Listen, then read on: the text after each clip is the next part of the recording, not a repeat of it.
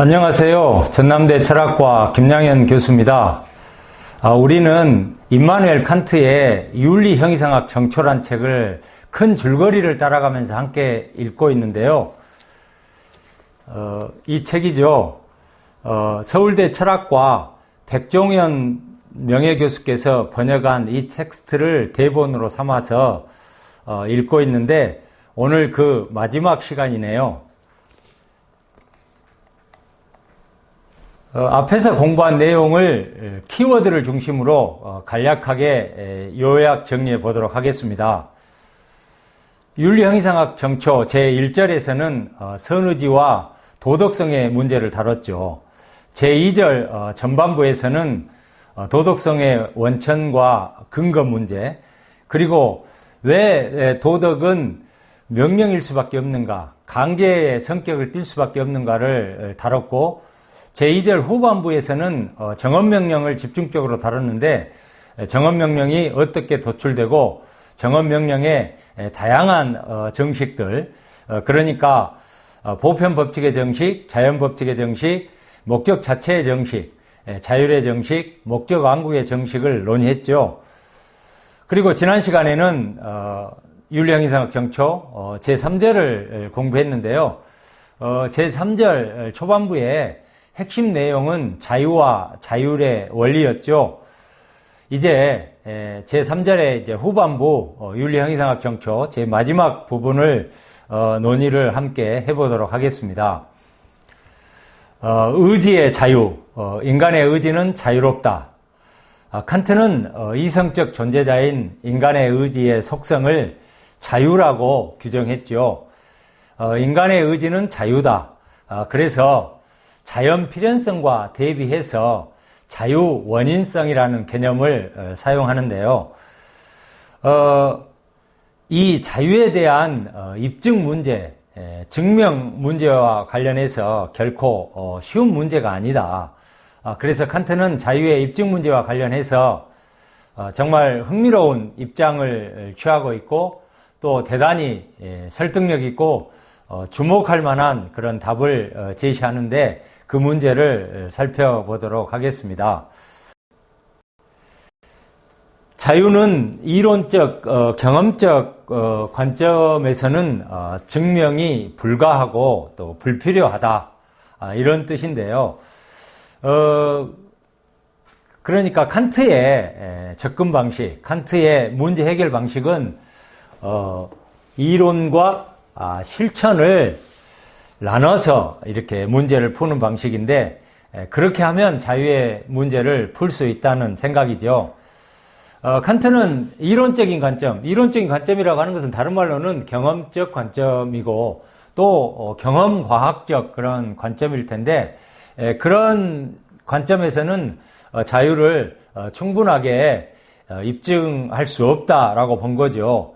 또 더 나아가서는 자유를 증명이 불필요한 것이라고까지 이야기하죠.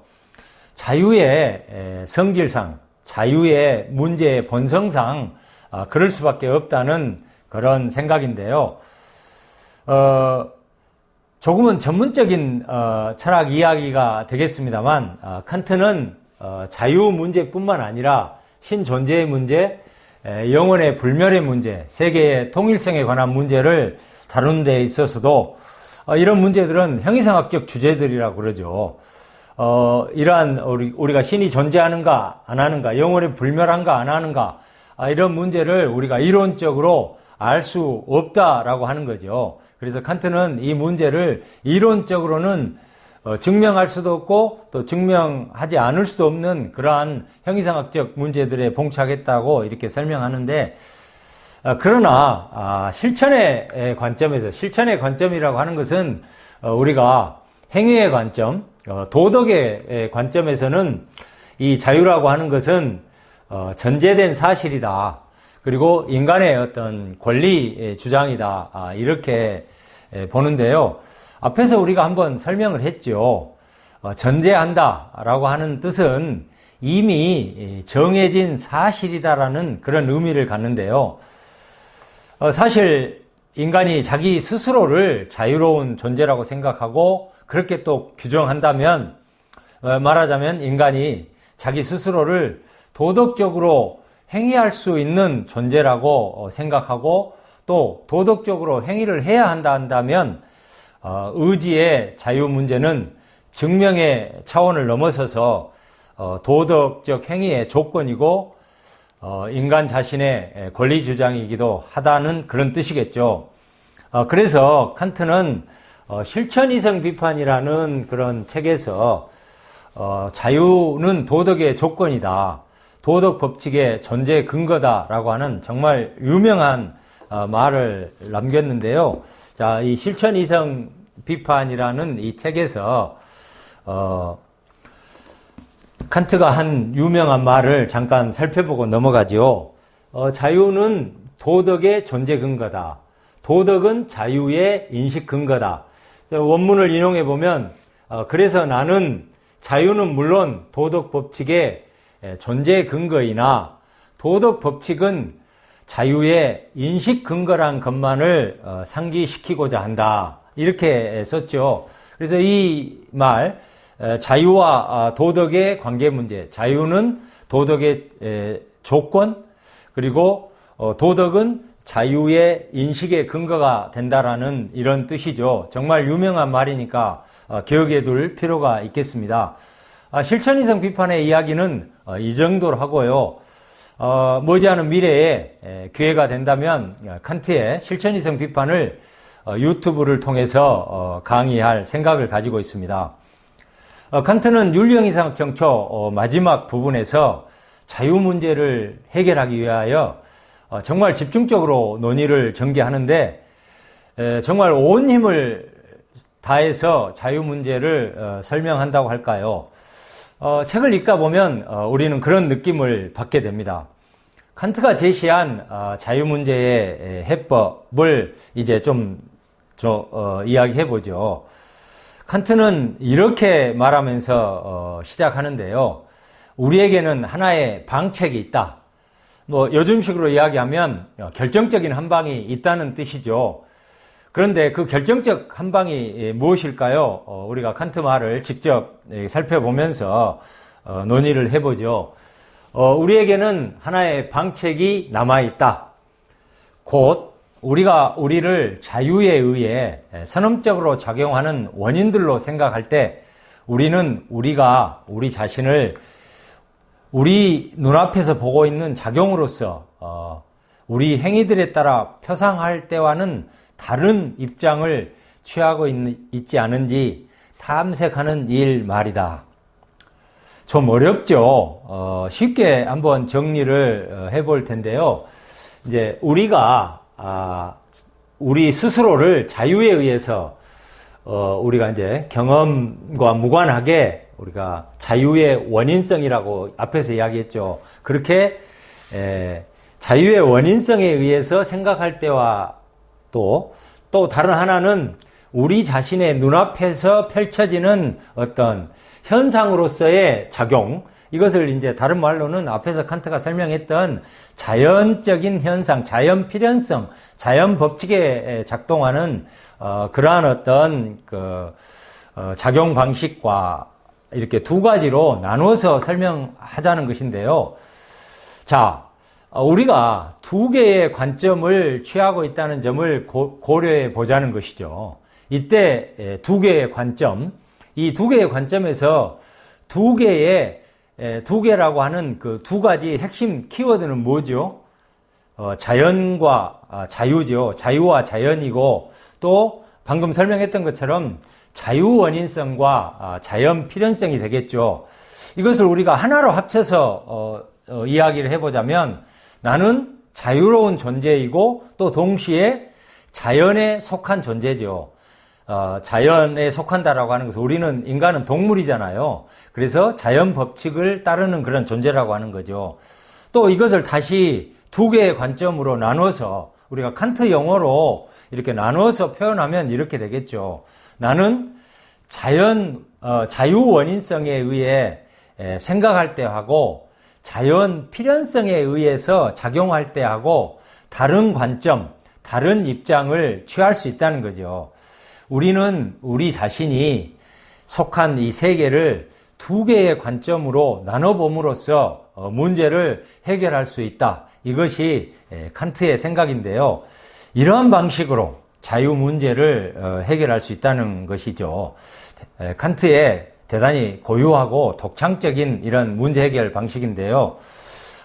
그래, 그렇지 하고 어쩌면 당연한 이야기처럼 우리가 들을 수도 있겠는데, 또 다르게 생각해 보면 위대한 철학자 칸트의 주장이라고 하니 다소 당연한 이야기처럼 들리기도 하다가도 어려운 이야기처럼 들리기도 하죠.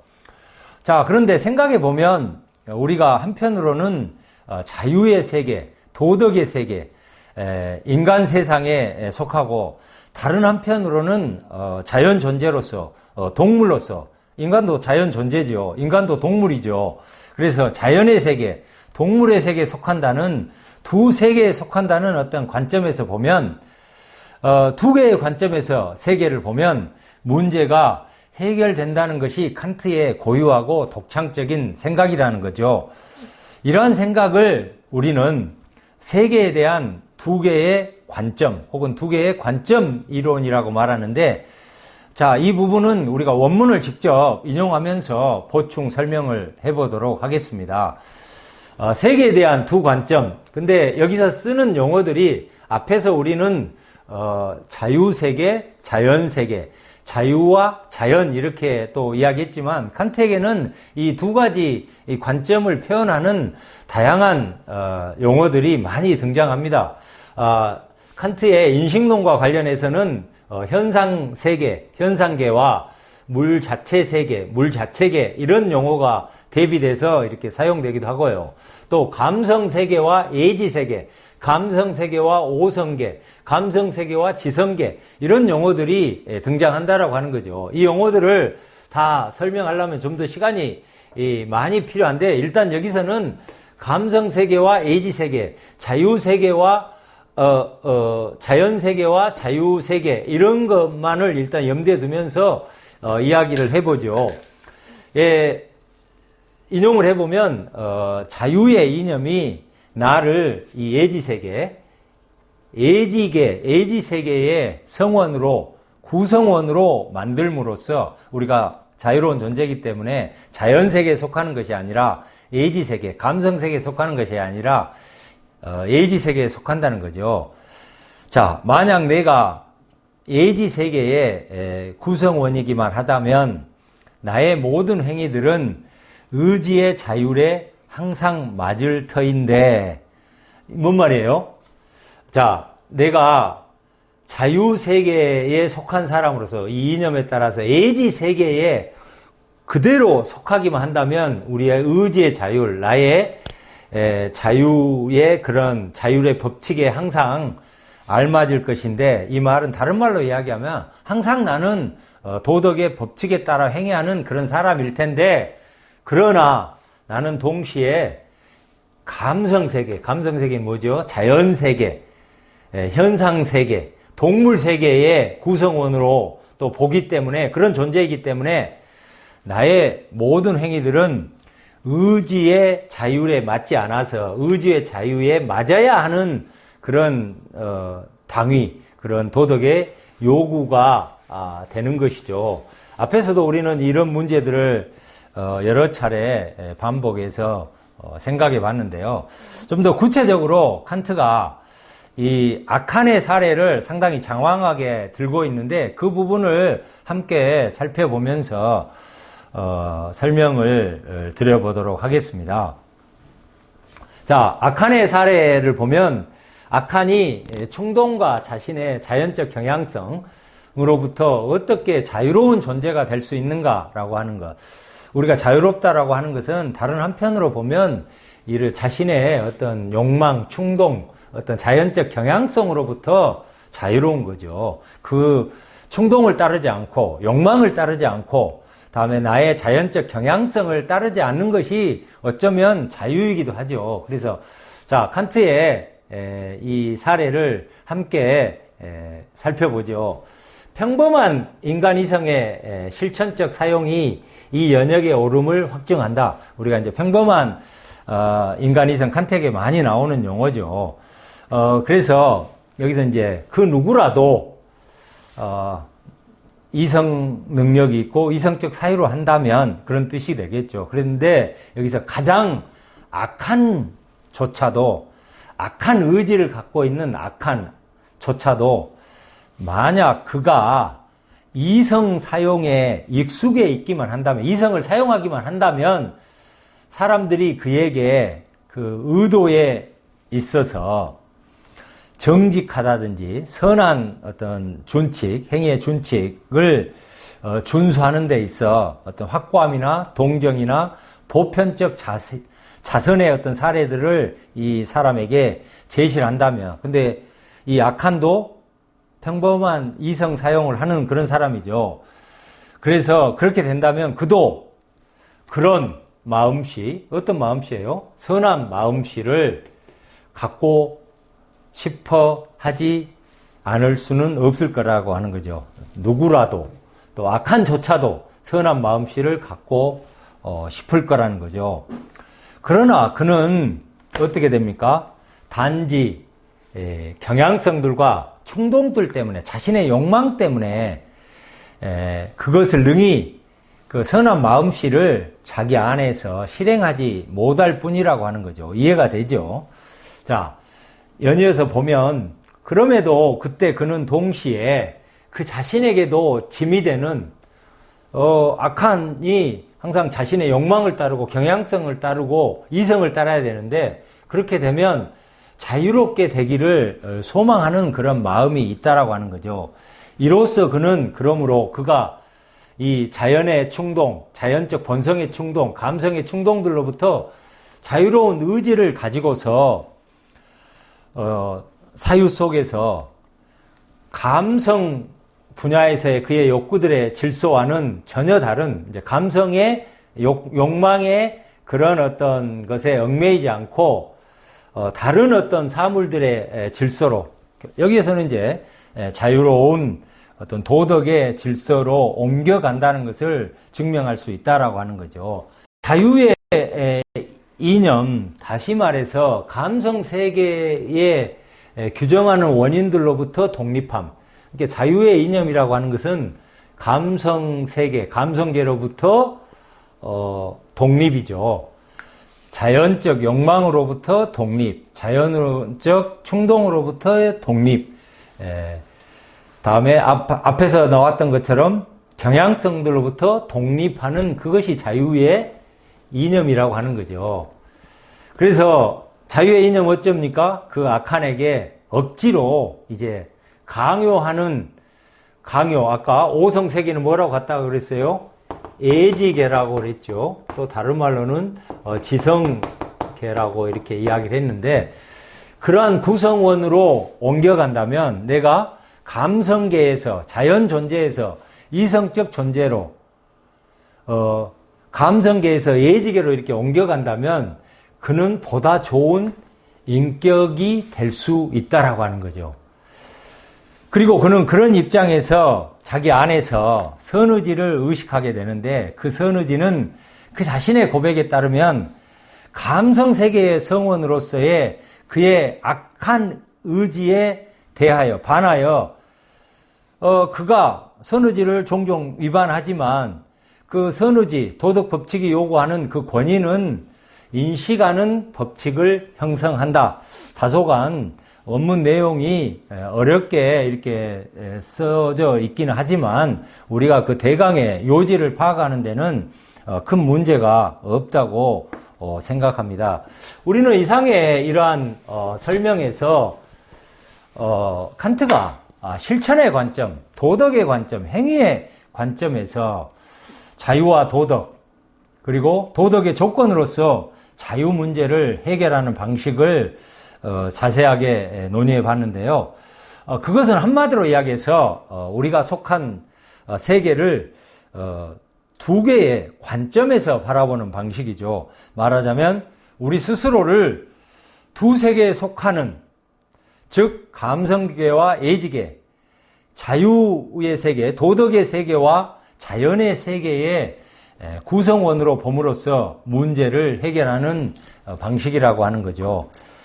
자, 이러한 설명을 칸트가 이제 마친 다음에 칸트는 실천 철학에 한계가 있다라고 하는 것, 일정한 한계가 있다라고 하는 것을 언급하는데 칸트의 의도와 맥락이 뭔지를 간략하게 설명해 보도록 하겠습니다.